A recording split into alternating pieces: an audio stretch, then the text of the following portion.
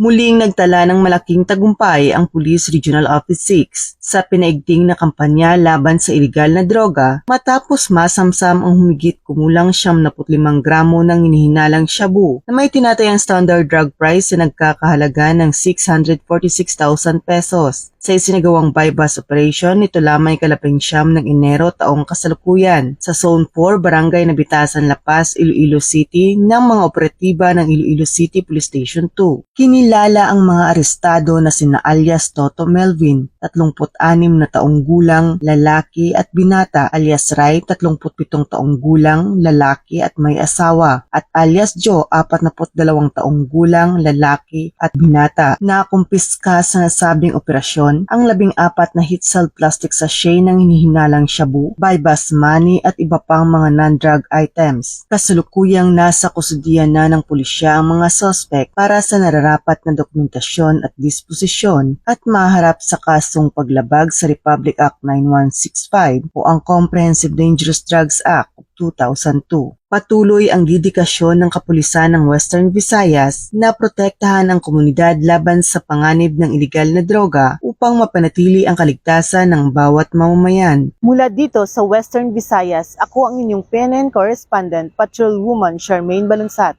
Alagad ng batas, tagataguyod ng Balitang Pulis.